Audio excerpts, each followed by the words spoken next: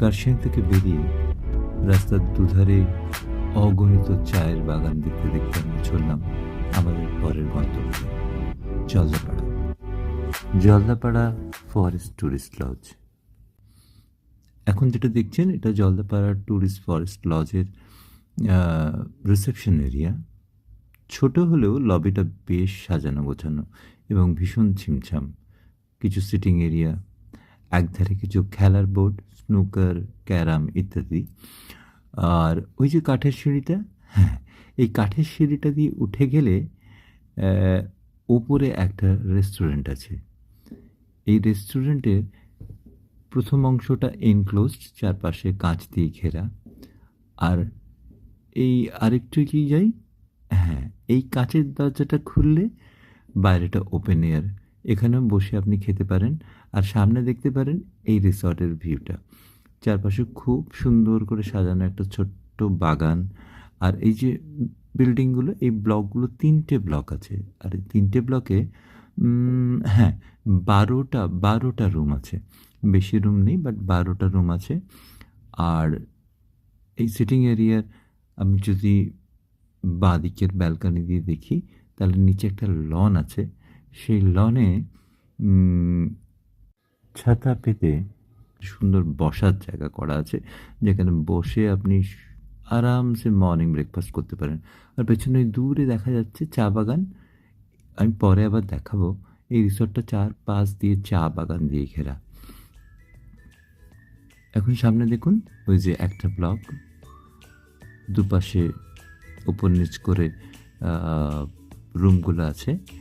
এরকমভাবেই 3টে ব্লক বানানো আছে।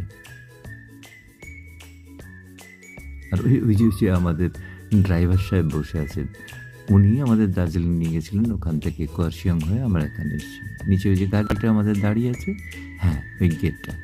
আর উল্টো দিকে কিছু শাল, সুপুরি গাছ ইত্যাদি আছে।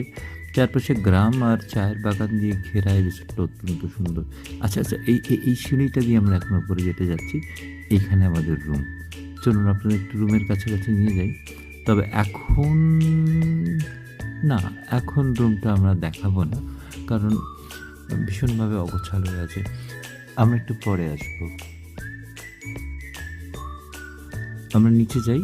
এই দেখুন কিছু গাছ হয়ে আছে, এখন ছোট ছোট কমলা লেবু হয়ে আছে, একদম ছোট ছোট, মানে পাতি লেবুর থেকে একটু বড় হবে, বাট অনেক হয়ে আছে। একদম কমলা লেবু ভরে আছে এই গাছটাতে।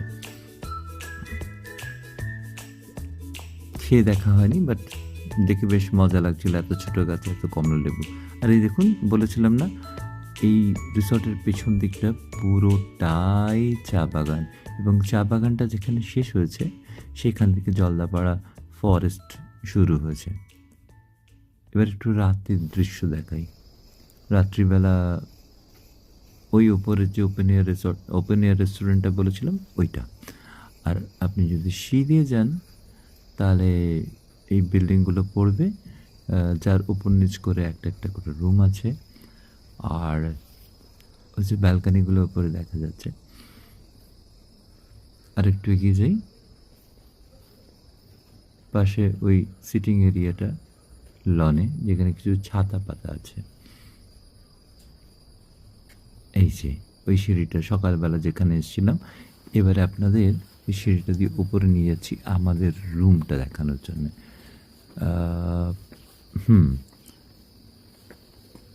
দেখি রুমের ভেতরে কী অবস্থা। না, এখন বেটার আছে।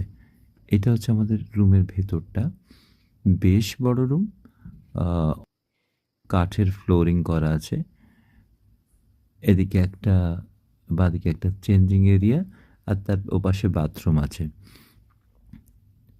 আর এই যে সামনের দরজাটা, হ্যাঁ, এই দরজাটা খুললে আপনি পৌঁছে যাবেন ব্যালকানিতে। এই ব্যালকানি থেকে নিচে দেখুন কীরকম সুন্দর রাত্রিবেলা দেখা যাচ্ছে গার্ডেনটা। আর রাত্রে জঙ্গলের আওয়াজ, বেশ একটা গা ছমছমে ভাব, দারুণ সুন্দর একটা অনুভূতি। দুদিনের জন্য ঘুরে আসতেই পারেন জলদাপাড়া ফরেস্ট ট্যুরিস্ট লজ।